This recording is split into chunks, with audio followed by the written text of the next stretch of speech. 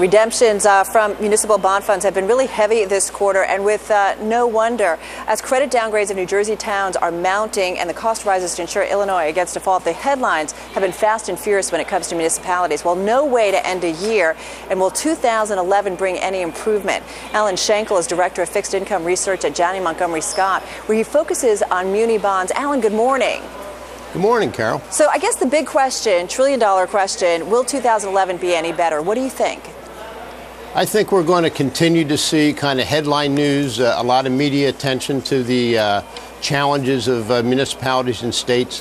But I think the trend is our friend, so to speak, here. I think time will help a lot. New Jersey, as an example, I think is gradually getting their house in order, and I think the governor there is setting the pace. I think we'll see similar cost cuts and other budget narrowing measures from new governors coming in other states. But will we see defaults in your view, Alan? Because, I mean, is there enough time? I mean, we're talking about, in terms of pensions, they're underfunded by billions of dollars.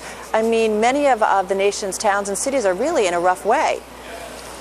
So I think we will see a few defaults, not a lot. In 2010, there were, I believe, 5 defaults. 2009 saw 10.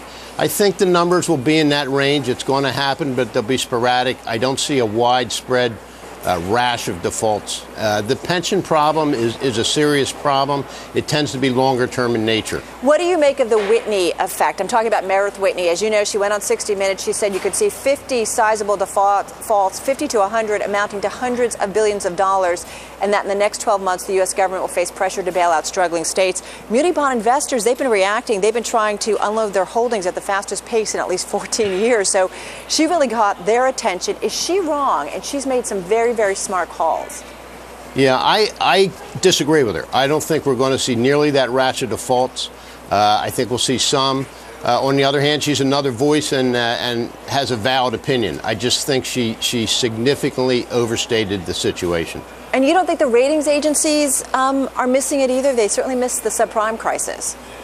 Yeah, they did miss the subprime crisis, but I think comparing subprime and municipals is a really dangerous path. I think the rating agencies largely do a great job watching the municipal debt, especially the larger issuers. Some of the smaller issues are problematic, but I think they're generally on top of things. Alan, how do states and towns around the country kind of get out of this mess? It's a tough environment to raise taxes. In New Jersey, they put some limits on things. How do they do it? Is it just making cuts? Is that how they get back to a fiscal health, if you will?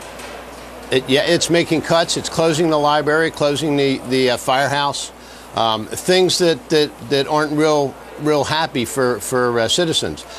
Generally, what's happening is the states are kind of downstreaming their deficits to the local communities. That's why they're having such significant problems. So there's a lot of belt tightening going on. My son's middle school, there's fewer teachers. That's part of what's happening. We've just got... I think we'll... Yeah, go ahead, Carol. Well, we just got about 30, 40 seconds left. I do want to get your thoughts on what you do like in the muni market and what you don't, just quickly if you could. Well, I like the higher quality credits in general. I do think, though, there's some opportunities in the more yieldy area. We recently put out a report about municipal tobacco bonds for those with a high degree of risk tolerance.